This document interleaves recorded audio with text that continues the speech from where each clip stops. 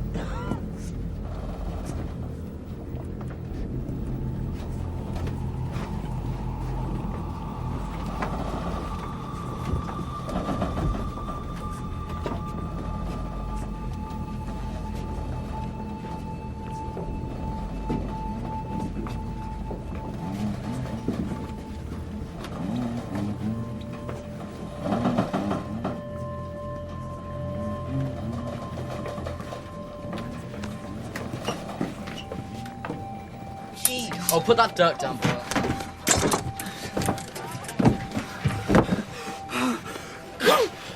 The reason that scene stood out to me so much is because it's just such a great example of like hostility in a subtle way. Like all the men were doing were making their obedience, it's kind of a salute. So, on paper there was like nothing really wrong happening, but it's obvious that there's just like a ton of hostility toward him. And I guess I liked it because I've been in a similar situation, not to that degree of course, but I was in a situation working with some teenagers and kind of felt this same sort of thing, like a subtle hostility where like on paper, if I was telling anybody else, it like wouldn't make sense. They would be like, why was that hostile? But like I knew in the moment, like there's some hostility going on toward me, like at the very least some passive aggressiveness and probably something more like subtle open hostility. And so I just liked that scene as like an example of that. So to look at the circumstances that led to that experience for Mr. Hollom, really the crewmen had just kind of got in their minds that he was a Jonah and was cursed, and that all the bad things happening for them were a result of him being cursed. And it started kind of small, like the enemy ship first appeared when it was his watch, and then later some men died under his care, things like that. So it got to the point where some of the crewmen were kind of hostile toward him. One of them pushed past him, kind of bumped him with his shoulder, and failed to salute as an apology or whatever. And the captain saw it and ended up making the guy get whipped for it.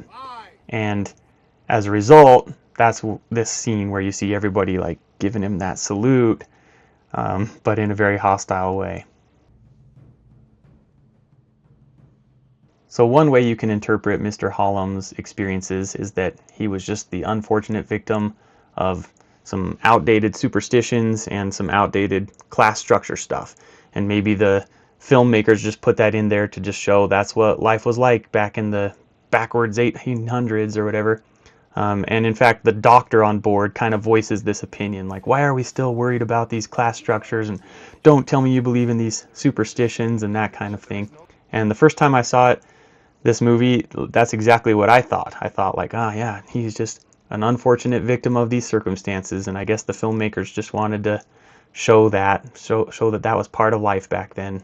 This interpretation of Hollom is especially tragic just because he really seems like a nice guy. He's just along for the ride, trying to have a good time, and really doesn't want for much. Like, if not a nice guy, like maybe that's even an enlightened view, almost kind of a Buddhist view of life, which should be celebrated. But there is another way to look at the character of Mr. Hollom. You better hold fast. The second time I saw this movie, I had been doing a lot of like Jungian psychology study and a lot of hero's journey and stuff like that. So I started to think maybe there's more to Hollom's story than just being the victim of some unfortunate circumstances. Maybe if you look at him as if he actually is the hero of his own journey, but he's just kind of refusing the call, suddenly you get a little bit different picture of Hollom. Starting with that scene early on in the movie where he is using the spyglass and he sees the enemy ship, or he thinks he sees it, and he has to decide whether or not to beat to quarters. And of course you don't want to like call a false alarm, but you also don't want to leave your crew unprepared if there really is an enemy ship.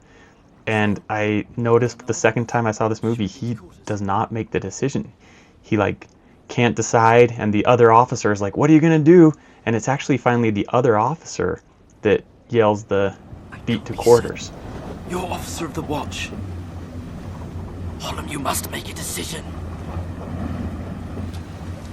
We shall beat to quarters! Interesting, right? During Hollom's panic attack right after that saluting episode, one of the other officers is like, oh, he's just avoiding work and you know it. Good day, Mr. Hollom. He's not at least just dodging work as usual, and you know it, Blakely. Shut up! You shut up! Just leave him be! So, I mean, apparently Hollom did have some avoidant tendencies. There's another scene right after that whole episode of the guy bumping past him and getting whipped for it, where the captain calls Hollom in and kind of just discusses with him what happened, and then also kind of the bigger picture, like, how old are you? Why have you never made lieutenant? And it kind of shows that there is something off with Hollom's character. I mean, if he's just a supporting character, then whatever, but if he's a hero on his own journey, he is missing something huge. I think it's interesting to contrast that all of the other officers in this movie each have their own little heroic moment where they are tested with something and they pass the test, all except for Hollom. For one thing, he didn't even pass the test of making a decision whether or not to beat to quarters. But there was like another example where he had an opportunity to save one of his men up on the mizzen, and instead of just like rushing up there, instead he like went to go get more men to help. And I kind of see that as maybe that's the smart thing to do, maybe that's protocol or whatever, but it seemed like he avoided his chance to rise up to what he was being called to. So, spoiler alert if you've never seen the movie, after that whole episode with the saluting and the panic attack, Mr. Hollom overhears more crewmen talking about him, and it's just bad. He's in a dark place, and he resolves to throw himself overboard. Not too much unlike the story of Jonah, when Jonah told his crew, like, I'm the reason why you have all this bad luck. Yeah, you should throw me overboard. Well, in this case, Mr. Hollom just takes it upon himself. He goes out on deck, says goodbye to Mr. Blakeney, grabs a cannonball, and jumps overboard. Goodbye, Blakely.